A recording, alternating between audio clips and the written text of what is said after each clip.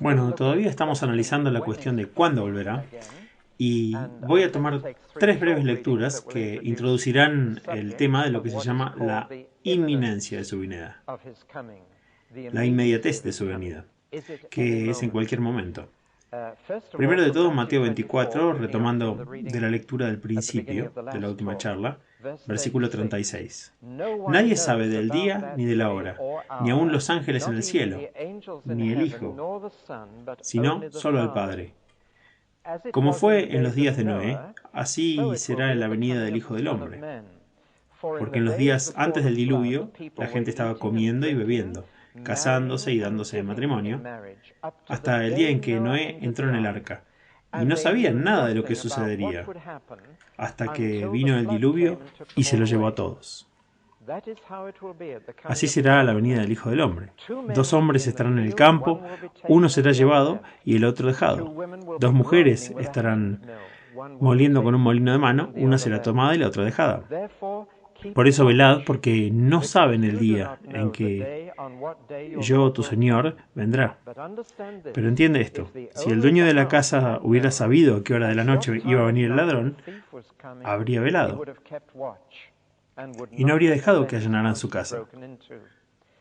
Así que también vosotros debéis estar preparados, porque el Hijo del Hombre vendrá a una hora en que no lo esperen. Luego de 1 Tesalonicenses capítulo 5, los primeros 11 versículos. Y esto nuevamente está retomando la lectura que tuvimos la última vez. Ahora, hermanos, sobre horas y fechas no necesitamos escribirles, porque ustedes saben muy bien que el día del Señor vendrá como ladrón, en la noche. Mientras la gente dice paz y seguridad, la destrucción vendrá sobre ellos de repente, como los dolores de parto a la mujer encinta, y no escaparán. Pero ustedes, hermanos, no están en tinieblas, para que este día os sorprenda como ladrón. Sois todos hijos de la luz e hijos del día. No somos de la noche, ni de las tinieblas. Así que no seamos como los demás, que están dormidos, sino estemos alerta y atentos. Porque los que duermen, duermen de noche, y los que se emborrachan de noche. Pero como somos del día, seamos autocontrolados, vistiéndonos con la fe y el amor como una coraza, y la esperanza de salvación como un yelmo. Porque Dios no nos ha puesto para sufrir ya, sino para recibir la salvación por medio de nuestro Señor Jesucristo. Él murió por nosotros para que ya sea que estemos despiertos o dormidos, vivamos juntamente con Él. Por lo tanto, anímense unos a otros y edifíquense unos a otros, tal como lo están haciendo. Y luego el tercer capítulo de la segunda carta de Pedro, versículo 3.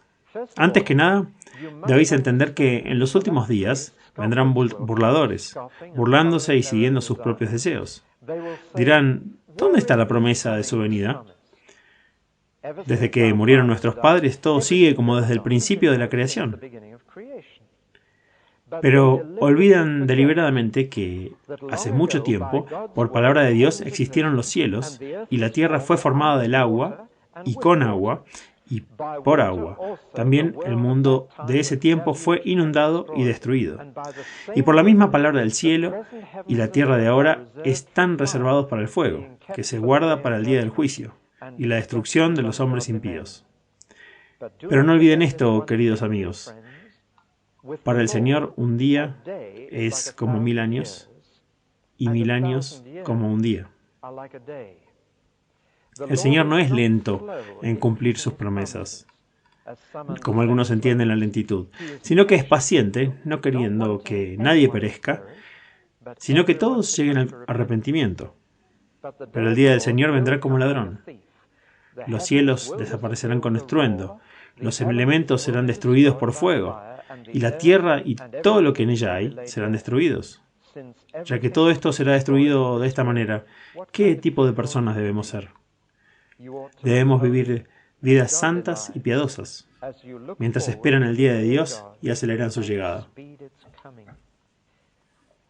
Bueno, ahora he mencionado que muchos cristianos creen que no habrá señales ni advertencias de la venida del Señor,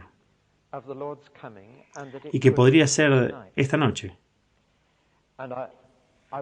Y yo pienso que la mayoría de los libros en las librerías cristianas sobre la segunda venida toman esta posición.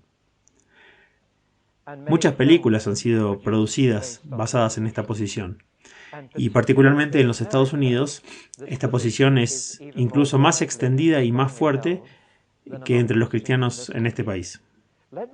Permítame, en primer lugar, esbozar la posición que llamamos la teoría de la inminencia, porque la palabra inminente significa que podría ser ahora mismo, inmediatamente. Está cercano como eso, y la posición adopta ese punto de vista. De hecho, dice que hay dos venidas de Cristo, una privada y otra pública, que vendrá en secreto por su pueblo y luego vendrá abiertamente con ellos. Y la opinión habitual es que habrá ese periodo de 7 años de grandes problemas entre los dos, y que por lo tanto vendrá al principio de todos esos problemas y sacará a su pueblo de ellos, y regresará al final con ellos y dejará al mundo ver su gloria. En esencia es el sistema o la posición, aunque hay algunos detalles en los que no puedo entrar ahora por falta de tiempo. Las implicaciones son dos. Una, los cristianos no pasarán por el gran problema, que es una implicación muy profunda de este punto de vista. Y segundo, que por lo tanto lo que se llama el rapto, el ser arrebatado para encontrarse con el Señor en el aire, es la próxima profecía que se cumplirá. No hay nada más que vaya a suceder antes de eso. Por lo tanto, ese es el próximo evento en el calendario de Dios. Habiendo esbozado esta posición, puedo decir que tiene un atractivo muy fuerte. Es una posición muy poderosa para predicar, y el atractivo es doble. En primer lugar, tiene un tremendo consuelo en que los cristianos no enfrentarán el gran problema, por lo tanto es muy reconfortante, son buenas noticias. Pero en segundo lugar, tiene un desafío muy poderoso. ¿Estás listo si viene esta noche? Es el desafío que generalmente se presenta. He conocido a muchos cristianos que se han convertido como resultado de haber recibido ese desafío, particularmente niños en hogares cristianos. Y especialmente dentro de las familias de hermanos libres, y muchos cristianos me han dicho que en ese momento estaban muy asustados y pueden recordar estar solos en la habitación y preguntarse si mamá y papá todavía estarán allí por la mañana, y queriendo estar seguros de que estaban con ellos. Ahora, ya sea que el motivo fuera correcto o incorrecto, muchos se han convertido a través de esto.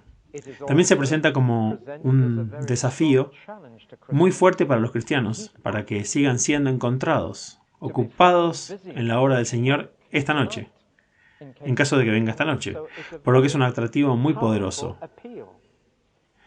En tercer lugar, esta posición es relativamente reciente. Ningún cristiano la predicó ni la sostuvo hasta principios del siglo XIX. No hay rastro de ella en la iglesia primitiva o en la Edad Media, o incluso entre los reformadores protestantes. Surgió en la década de 1830 y parecía haber habido 3 corrientes que la trajeron: una escocesa, una irlandesa y una inglesa. Disculpas a los galeses. La corriente escocesa estaba conectada con Edward Irving y lo que fue una renovación carismática en Escocia. Y algunos afirman que esta idea debe su origen a una profecía dada a una dama llamada Margaret MacDonald en Port Glasgow en la década de 1830. Ciertamente parece haber habido una corriente de movimiento irvinita, como se lo llamó, que se unió, pero no fue la más fuerte. En Irlanda, la corriente fue en Dublin, donde un cura anglicano que buscaba en su Biblia se dio cuenta de que la iglesia de la que era ministro se había ido tan lejos del Nuevo Testamento que debía restaurarla y volver a la sencillez de los primeros días. Su nombre era J.N. Darby, el fundador de los Hermanos Libres. Y J.N. Darby fue quizás el maestro más conocido de este punto de vista.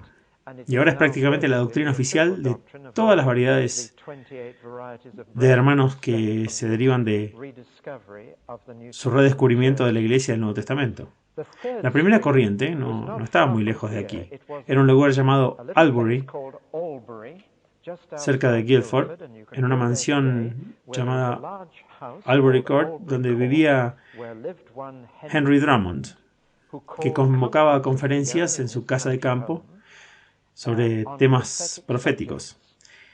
Y tanto la corriente escocesa como la irlandesa se reunieron con la corriente inglesa en ese lugar, cerca de Guildford, donde ahora hay una enorme catedral vacía, que antes fue la sede de la Iglesia Católica Apostólica.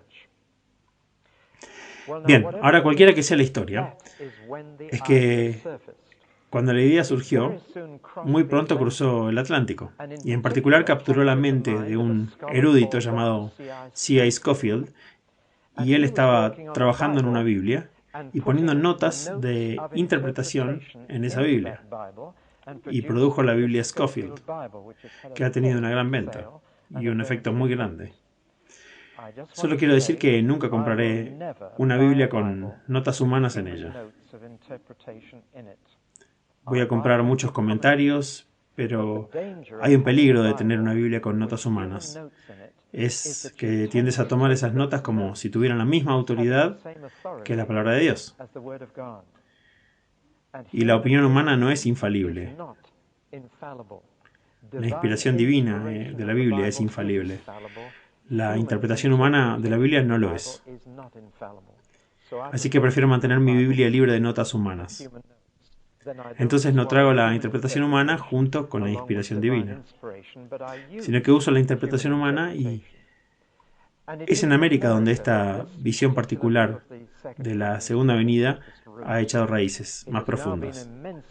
Ahora ha sido inmensamente popularizada por libros como los de Hal Lindsey, de los cuales el más famoso sería El difunto Gran Planeta Tierra.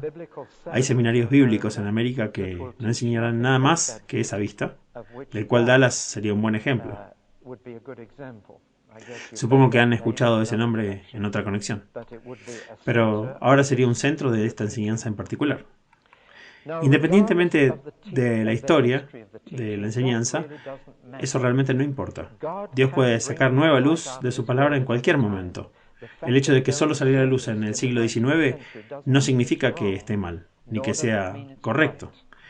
La pregunta siempre debe ser si la interpretación correcta de las Escrituras es esta, así que debemos ir a las Escrituras. Y quiero comenzar brindándoles una serie de las Escrituras que se usan para apoyar este punto de vista. No puedo dárselas todas nuevamente, no tenemos tiempo. Estoy eligiendo las principales. Aquí están, 1, 2, 3, 4, 5, 6, 7. Las principales bases bíblicas que se dan para la inminencia del regreso de nuestro Señor. Permítanme dejar bien claro que no hay una declaración explícita en las Escrituras que lo diga. Que no hay ningún texto que pueda señalar que diga que Jesús viene antes de la gran tribulación para llevarse a su iglesia. No hay texto explícito. Hay muchos textos de los que se extrae una inferencia. Es implícito en lugar de explícito. Ahora, ese es un punto importante.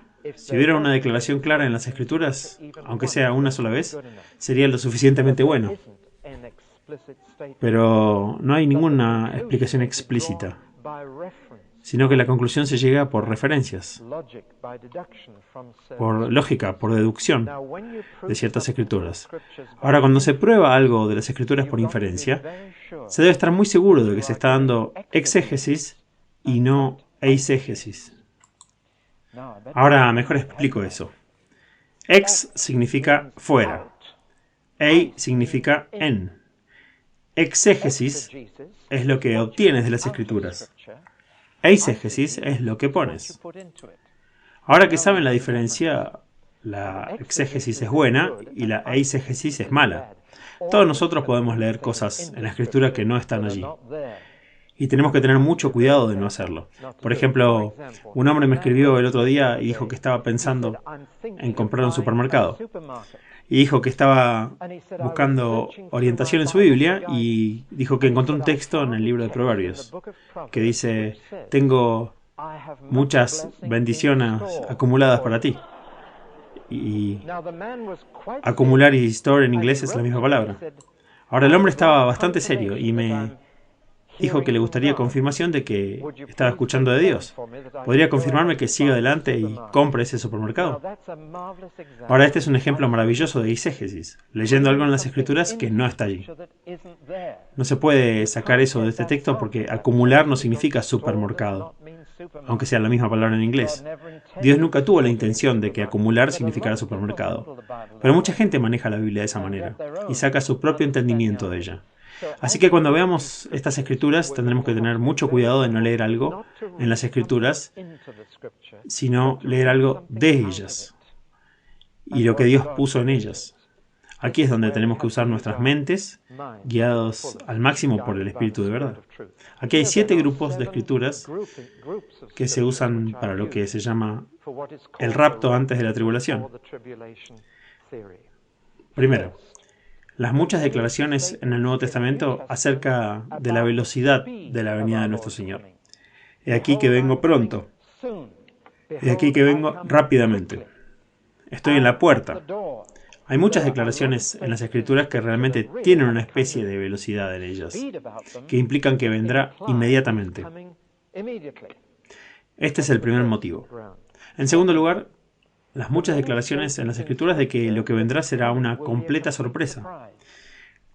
La frase favorita es como un ladrón en la noche, como un ladrón que no esperas.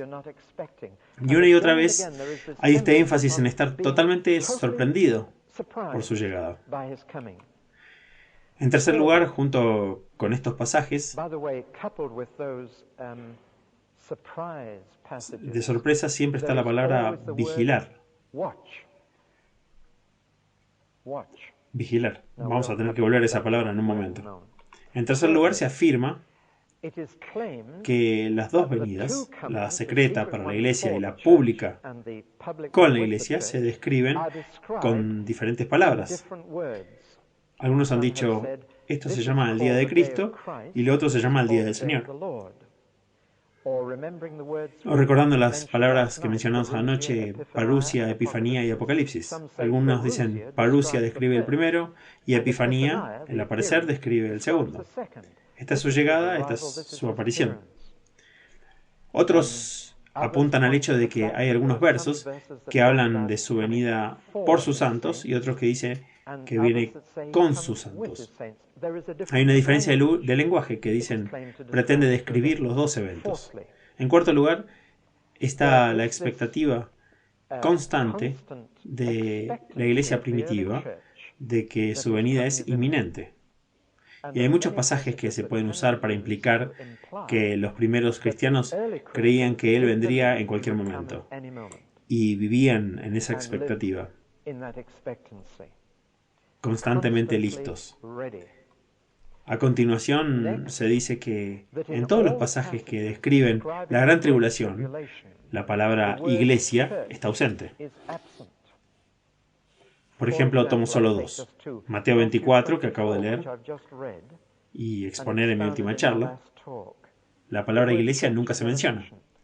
O en el libro de Apocalipsis, del capítulo 4 al capítulo 18, que describe todos los grandes problemas, la palabra iglesia nunca ocurre. Por lo tanto, se dice implícitamente que la iglesia no está allí.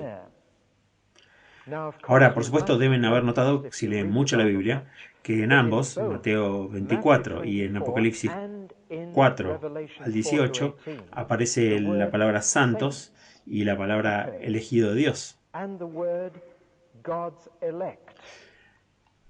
Así que, aunque no se usa la palabra iglesia, se usan santos y elegidos. Pero los que sostienen este punto de vista dirán, pero los santos y los elegidos no son la iglesia y los cristianos. Ambos términos se refieren al pueblo judío. Y son los judíos quienes pasan por la gran tribulación, mientras que los cristianos están a salvo en el cielo. Los judíos todavía están en la tierra. Dios no usó la palabra iglesia, sino que usó deliberadamente la palabra elegidos, y la palabra santos, que son palabras que él solía usar para el pueblo judío. Y esto claramente se refiere a los judíos, no a los cristianos. Sexto, el énfasis en el consuelo y aliento de toda la enseñanza de Cristo que viene para nosotros. Seguramente se neutraliza si primero tenemos que pasar por un gran problema.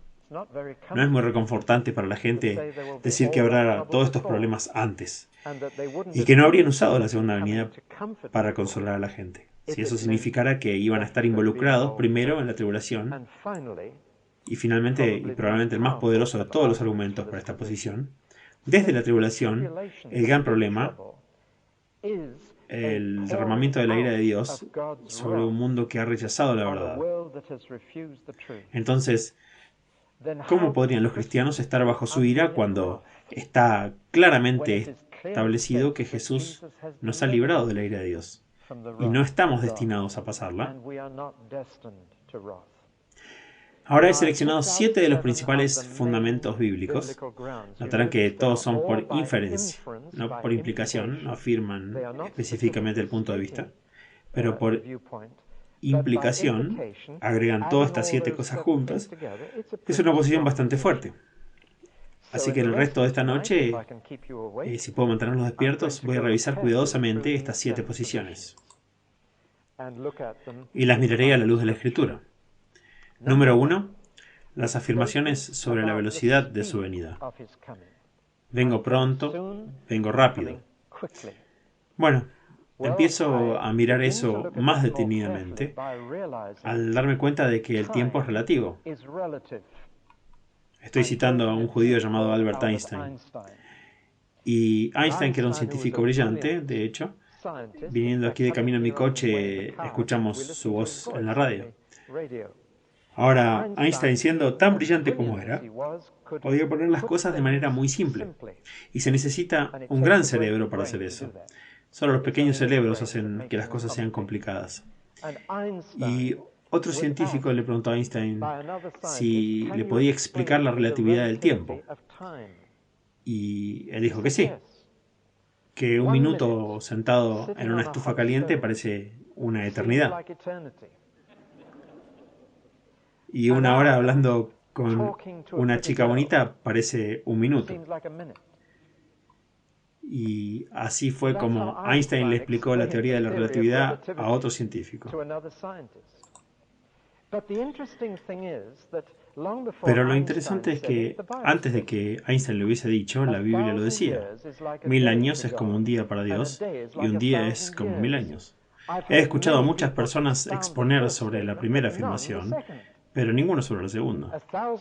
1000 años es como un día para Dios, lo que significa que desde que Jesús murió y resucitó, solo han pasado un par de días para Dios.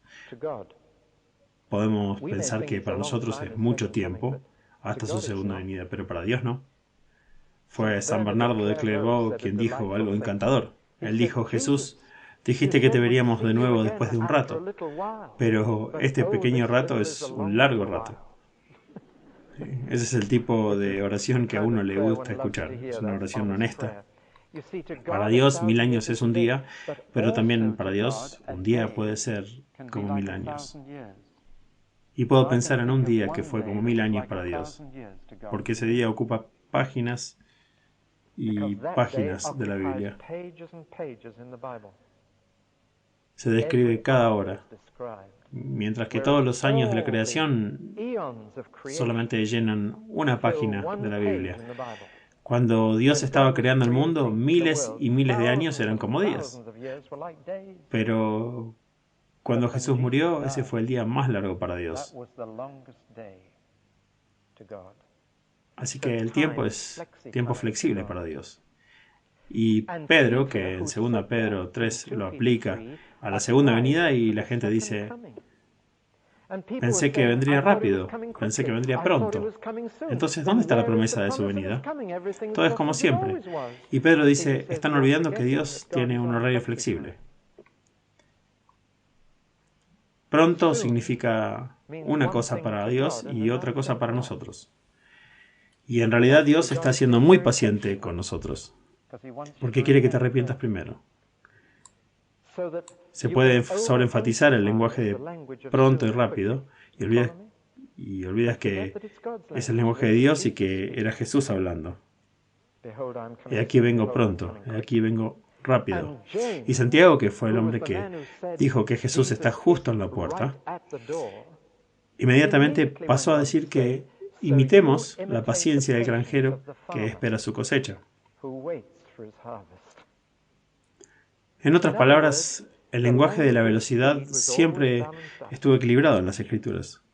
Y puedes elegir una palabra como pronto o rápidamente, sacarla de su contexto, pero si la vuelves a poner en contexto, descubres que es el tiempo de Dios, no el tiempo del hombre.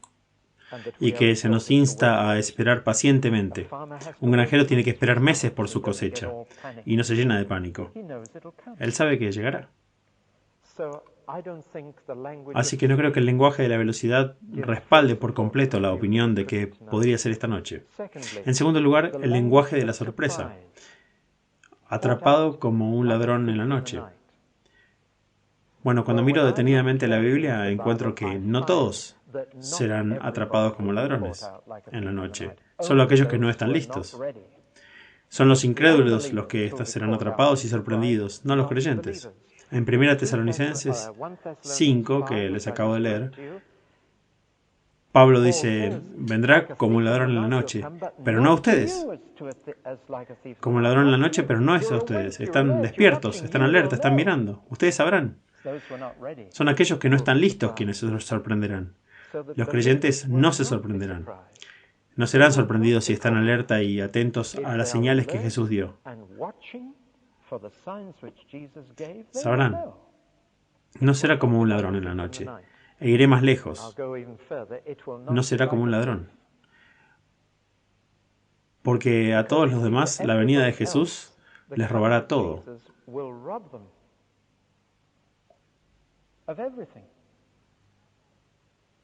Pero cuando Jesús venga ya no perderé nada. Tengo todo para ganar. Así que el lenguaje de los ladrones en la noche se aplica en las Escrituras a los incrédulos. La sorpresa será de ellos, no nuestra. No sé el año, pero Jesús dijo, si eres un buen jefe de familia, te quedas despierto y velas. Y la vigilancia significa que no te sorprenderá. Por lo tanto, vengo a esta palabra vigilar. No sé cómo la gente que dice que puede venir en cualquier momento. De hecho, ¿qué hay para observar? Si no hay nada que observar para que esté viniendo, entonces debería estar caminando así, mirando al cielo. Ahora todo el tiempo debería estar conduciendo así, y de vez en cuando mirando la carretera. Debería estar manteniendo la cabeza erguida todo el tiempo.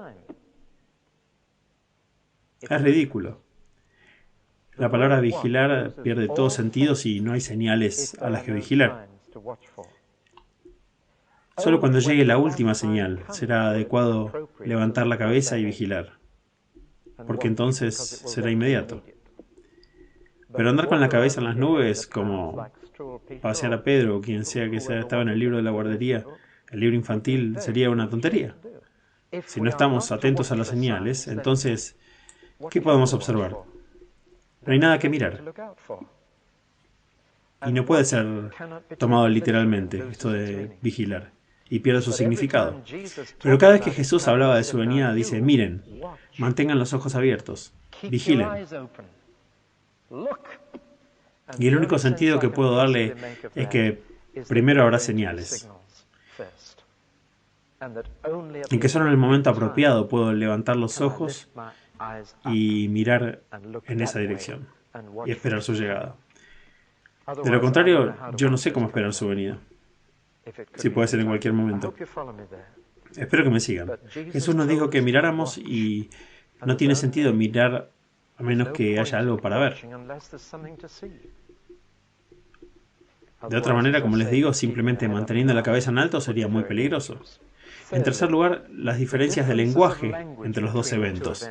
En realidad, cuando miras con cuidado, no hay ni una sola diferencia de lenguaje entre estos dos eventos.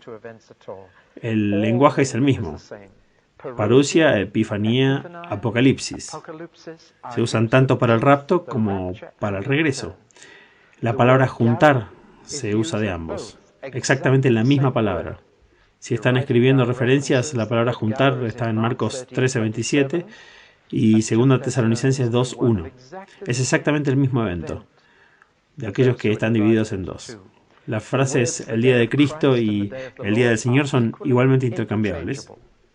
No hay diferencia de lenguaje entre el arrebatamiento y el regreso. La única duda que podría haber es esta frasecita viniendo por sus santos y viniendo con sus santos. La palabra santo, por supuesto, es literal. Y es cierto que algunos textos hablan de que viene con sus santos y otros textos hablan de venir por sus santos. Y creo que esto no se refiere a dos eventos, sino que un estudio cuidadoso revelará que se refiere a dos diferentes grupos de personas. Que los santos con los que viene son ángeles y los santos por los que viene son los creyentes. Pero la palabra se aplica por igual en las Escrituras a ambos. Y descubrirán que si la interpretan de esta manera se ajusta consistentemente en la profecía de Enoc. La primera profecía en la Biblia, él habla de que el Señor viene con todos sus santos. Y es muy obvio que son los ángeles a los que hace referencia. Y una y otra vez está esa frase, viene con sus santos. Se traduce en la mayoría de las versiones en inglés, viene con sus ángeles. Por lo que viene con sus ángeles, por sus santos, al mismo tiempo. En cuarto lugar, el hecho o la afirmación, no creo que sea un hecho, que en la iglesia primitiva obviamente esperaban a Jesús en cualquier momento. Y algunas frases parecen indicar eso. Pero pongan otra cosa del otro lado de la balanza, en el otro platillo. Pongan estas cosas. Primero que todo, que Jesús les mandó llevar el Evangelio hasta los confines de la tierra. Y les dijo que el fin no podía venir hasta que lo hubieran hecho. ¿Cómo podrían esperarlo en cualquier momento si se les dio un trabajo que no podría haberse completado en cualquier momento? Agreguen esto también, que Jesús predijo que Pedro iba a ser crucificado de vieja edad. ¿Podría Pedro haber esperado a Jesús en cualquier momento? Después de que Jesús le dijera, cuando seas viejo, otras personas te llevarán a donde no quieras ir, indicando que sería crucificado. También está la predicción de Jesús de que Juan sobreviviría a Pedro. Además, muchas de las palabras que contó Jesús indicaban un lapso de tiempo considerable antes de su regreso. Si leen las parábolas en Mateo 25, en la parábola de las vírgenes, las 10 sabias y las 10 insensatas, dice esto: el novio tardó mucho tiempo en llegar.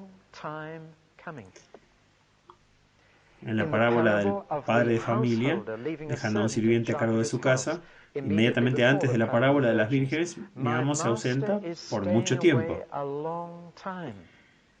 La parábola de los talentos. Después de mucho tiempo, el amo de estos sirvientes regresó. Hay muy claramente en la enseñanza de Jesús un énfasis en mucho tiempo. Además es aún más claro en Lucas 19, donde dice que Jesús contó una parábola a los que esperaban que el reino se manifieste inmediatamente. Y dejó muy claro en la parábola de que eso no iba a suceder. Ahora quiero que escuchen con mucha atención esto.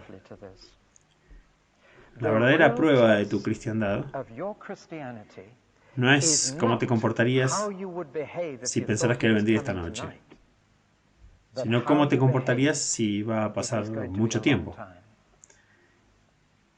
Eso es lo que Jesús enseñó acerca de estar listo. Las personas que realmente están listas son aquellas que fielmente harán el trabajo, incluso si son 40 años o 1000 años. Eso es estar realmente listo. Si les digo, él puede regresar esta noche, prepárense, se asustarán. Y les digo esto, si él no regresa esta noche, en aproximadamente una semana, el jueves volverán a estar donde estaban. Uno no puede seguir con esa inmediatez. Solo puede tener arrebatos de energía para el Señor. La verdadera prueba en cuanto a si estás listo cuando Él venga es cuán fiel has sido si tienes suficiente aceite en tu lámpara para mantenerla encendida. No es lo que hagas si podría ser mañana. Espero que hayan entendido que es terriblemente importante. Las personas confiables son las personas que seguirán haciendo el trabajo incluso si tarda mucho en llegar. No si creen que está a la vuelta de la esquina. Y ese es el énfasis de Jesús. Estar listo para Él. No es si uno se encuentra haciendo el trabajo cuando Él llega aquí, sino si lo ha estado haciendo todo el tiempo. Si ha estado usando sus talentos todo el tiempo. ¿Me siguen? Es un énfasis falso. Predicar su venida inmediata y que la gente se prepare. Las personas que realmente están listas son las que dicen, si es en mi vida o no, cuando Él venga va a preguntarme qué he estado haciendo. Por lo tanto, debo estar listo ahora, no porque pueda venir esta noche, sino porque me ha dado un trabajo que hacer ahora. Y espera que lo haga ahora. Ese es el verdadero motivo para estar listo. Pablo tuvo que corregir a los tesalonicenses. Ellos pensaron que el día del Señor había llegado. Y para corregirlos dijo, escuchen, no puede venir hasta que el anticristo haya venido. En otras palabras, hasta que no vean al anticristo, no esperen ver a Cristo. El anticristo tiene que aparecer primero. Y descubrí ayer algo de lo que nunca me había dado cuenta. En el Nuevo Testamento la venida del anticristo se describe con la palabra parusia, la palabra epifanía y con la palabra apocalipsis. Como si estuviese robando todo el lenguaje de Jesús, viniendo y tratando de entrar primero. Pero Pablo dijo, escuchen, no sirve de nada estar esperando que suceda. El anticristo debe venir primero y luego Cristo. Así que no entren en pánico. Y luego les dio un empujón y les dijo, vuelvan al trabajo. Si alguno no quiere trabajar, entonces que no coma. En otras palabras, regresen y hagan su trabajo diario para la gloria de Dios. Así es como estar listo sin entrar en pánico. El punto siguiente es la ausencia de la palabra iglesia. Y en particular trataremos con Mateo 24 y Apocalipsis 4 al 18. Lo primero que quiero que noten es que ambos pasajes están dirigidos a los cristianos, no a los judíos. Y si los cristianos no van a estar en el gran problema, ¿por qué debería el Señor contarnos todo al respecto? Cuando eso podría sacar lo peor de nosotros. Los cristianos estarán bien, los pobres judíos pasarán por eso. ¿Por qué Dios debería usar páginas y páginas de Apocalipsis 4:18 contándonos todos los detalles de eso, de todo lo que los demás pasarán? ¿Cuál es el punto de que sepamos? Solo con una oración hubiera sido suficiente. Pero en Mateo 24 Jesús estaba hablando con sus discípulos y les dijo, ustedes, cuando vean estas cosas, cuando ustedes pasen por esto, cuando ustedes, no está hablando de los judíos, no está diciendo cuando ellos pasen por eso, está diciendo cuando ustedes, mis seguidores. Y el libro de Apocalipsis da a los cristianos para ayudarlos a estar preparados y para que sepamos lo peor antes de que pase. La palabra elegidos y la palabra santos son términos normales para los cristianos y la iglesia. Hay otras partes de la Biblia que no usan la palabra iglesia. Por ejemplo, 2 Timoteo nunca usa la palabra iglesia, solo dice los elegidos. Tito nunca usa la palabra iglesia, solo dice elegidos. 1 Pedro y 2 Pedro nunca usan la palabra iglesia, solo elegidos. 2 Juan nunca usa la palabra iglesia, solo los elegidos. Judas nunca usa la palabra iglesia, solo santos. ¿Me van a decir que todas estas cartas son para los judíos? Es ridículo. Y dado que la palabra iglesia no ocurre en pasajes de la Gran Tribulación, Pero la palabra elegidos sí, la palabra santos también. Y eso es en todas las otras partes de la iglesia. Además, y esto es lo que finalmente me convence, a los que finalmente dicen que la palabra iglesia no está incluida en ningún pasaje sobre la tribulación, por lo tanto la iglesia no está presente, me temo que es bastante perturbador desde este punto de vista encontrar que en cada pasaje sobre el arrebatamiento tampoco incluye la palabra iglesia. Entonces la iglesia se perderá el rapto. No, creo que tenemos que ser completamente justos y honestos. Los elegidos, los santos, están en el rapto, que viene después de la gran tribulación, en que estarán esos santos. Lo que me lleva a los puntos finales. ¿Qué consuelo hay en que tenemos muchos problemas por delante? Jesús no encontró que problemas y consuelo sean una contradicción como hacemos nosotros. Uno de sus dichos favoritos fue: en el mundo tendrás mucha tribulación, pero anímense, yo he vencido al mundo. Así que es solo para los cristianos blandos, a los que les gusta la comunidad en el sentido equivocado, el que los problemas y el consuelo sean una contradicción. La palabra consolar significa hacerse fuerte. Confortar significa con coraje, con fuerza. Y consuelo no significa sacarte de un apuro, sino hacerte fuerte en el apuro. Este es el verdadero consuelo. Tendrás problemas en el mundo por Jesús, pero ánimo. Él sigue por encima, lo ha superado. Y un amigo me dijo hace poco, cuando le dije ¿cómo estás?, me dijo: estoy muy bien por sobre las circunstancias. Me gusta eso. Es consuelo. Mira cómo te sentiste mejor cuando lo dije. Estoy muy bien por sobre las circunstancias. Escuchen, no ha habido un periodo de 10 años desde la muerte de Jesús en que los cristianos no hayan sido martirizados. Mi esposa y yo vimos la película El Escondite esta semana sobre Corrie ten Boom y vimos cómo triunfó con su hermana Betsy en el campo de concentración de Ravensbrück y fue reconfortada. Hizo que se avergonzara y me avergonzara de nuestro triste cristianismo, que solo quiere sillas cómodas e iglesias alfombradas y todo bonito. Y nos apresuramos a una reunión de sanidad por un poco de reumatismo. Hay algo fuerte en la Biblia. Confort. Salgan con valor convirtiéndonos en una fortaleza. Hay consuelo, incluso en la tribulación. Verdadero consuelo. Y sobre todo cuando sabes que el mayor problema de todos es solo el comienzo de lo mejor de todo. Esta leve tribulación momentánea está produciendo un enorme peso de gloria, lo que me lleva al punto final. Si la gran tribulación es un gran derramamiento de la ira de Dios, ¿cómo podrían los cristianos quedar atrapados en ella cuando son salvados de la ira? Bueno, debemos mirar eso muy cuidadosamente. Es el argumento más poderoso. En primer lugar, la ira de Dios ya está siendo derramada sobre la sociedad. Homosexualidad, violencia, anarquía. Todo esto ya es la ira de Dios. Y sufrimos por ello. Y estamos atrapados en el mundo. Y no podemos evitar que vivamos en él, donde la ira de Dios ya está siendo derramada y ya está siendo revelada. Así que no veo ningún problema en ello. Es un problema de grado, pero no de especie. Por ejemplo, estuve en una situación muy triste recientemente, desgarradora. Estuve en un hogar cristiano, y en ese hogar cristiano había un hombre que era hemofílico y tenía que recibir transfusiones de sangre regularmente.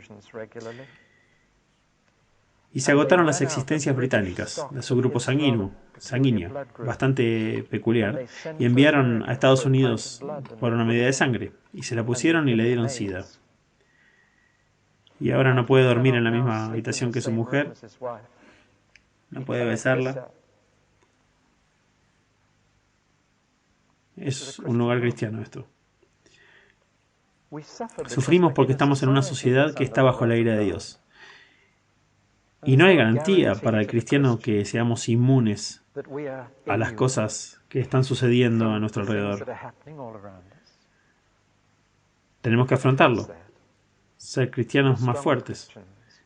De hecho, en la gran tribulación los cristianos sufrirán más que nadie porque no solo habrán los desastres generales alrededor, sino que habrá una persecución particular hacia ellos.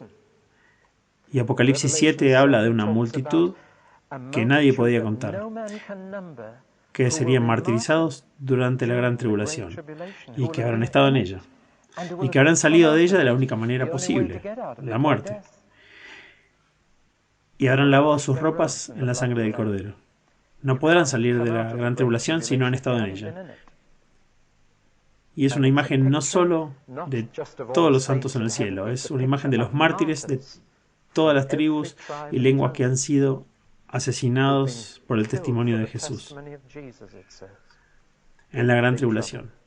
Así que no va a ser fácil. Pero habrá ciertas cosas que serán más fáciles para el cristiano. Uno, sabrán que no hay ira personal contra ellos, que Dios no está enojado con ellos. Dos, sabrán que no les llevará al lago de fuego. Tercero, sabrán que es muy corto, porque la Biblia lo dice. Cuatro, sabrán que la venida de Jesús está muy cerca. Quinto, escaparán hasta cierto punto. Dice que huirán a las colinas, al desierto, y hasta cierto punto escaparán. Y 6, el martirio, que es lo peor que les puede pasar, lo llevará simplemente a la gloria. Un amigo mío fue amenazado por un alcohólico en las calles de una ciudad de Australia. Este alcohólico rompió una botella y le dijo, voy a matarte. Y él vino hacia mi amigo. Y mi amigo solo le dijo, hermano, si me matas, solo me apresuras al cielo. Y el hombre soltó la botella sorprendido y se terminó siendo cristiano. Lo peor que te pueden hacer es llevarte al cielo un poco antes. Y finalmente los cristianos en ese tiempo sabrán que no están sufriendo nada peor a nivel personal que lo que han sufrido los cristianos durante 2000 años. Voy a terminar leyendo a Corrie ten Boom. Qué maravillosa dama. La conocí una vez y en sus años de decadencia, cuando estaba aprisionada dentro de su cuerpo con la enfermedad, solía escuchar mis cintas de enseñanza bíblica. Así que siento que tengo un pequeño vínculo personal con ella. Y esto es lo que Corrie ten Boom escribió. Dijo, he estado en países donde los santos ya sufren una terrible persecución. En China, a los cristianos se les dijo que no se preocupen, que antes de que llegue la tribulación serán trasladados, raptados. Luego vino una terrible persecución. Millones de cristianos fueron torturados hasta la muerte. Y más tarde escuché a un obispo de China decir, tristemente hemos fallado.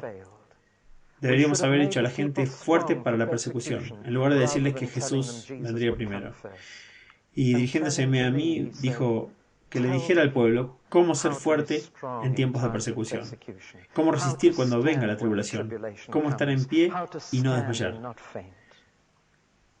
Corrie dice, siento que tengo un mandato divino para ir y decir a la gente de este mundo que es posible ser fuerte en el Señor Jesucristo. Estamos en entrenamiento para la tribulación. Ya que he pasado por la cárcel por la causa de Jesús, y desde que conocí a este obispo en China, cada vez que leo un texto bíblico pienso, hey, puedo usar esto en el tiempo de la tribulación. Así que lo escribo y lo aprendo de memoria.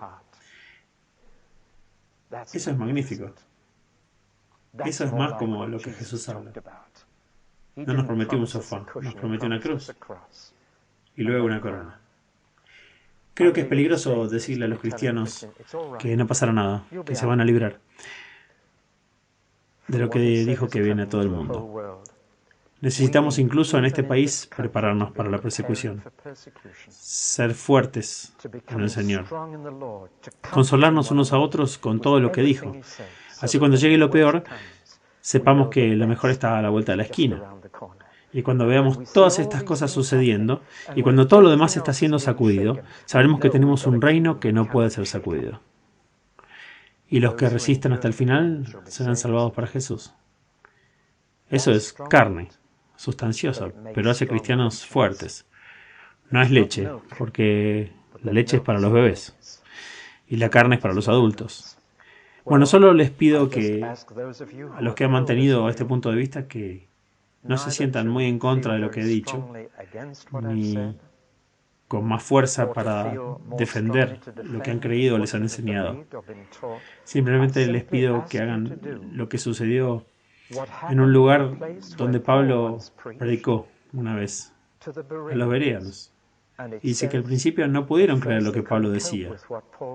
Así que se fueron a su casa y estudiaron las Escrituras para ver si estas cosas eran ciertas, para averiguar si era culpable de eisegesis, de leer cosas en ellas, o de exégesis, sacando cosas nuevas y antiguas del cofre del tesoro de la palabra de Dios. Gracias por escuchar. Mañana por la noche hay 2 charlas más y he tratado de responder la pregunta ¿cómo? Y ¿dónde? ¿Y cuándo? Mañana por la noche la pregunta más importante de todas. ¿Por qué?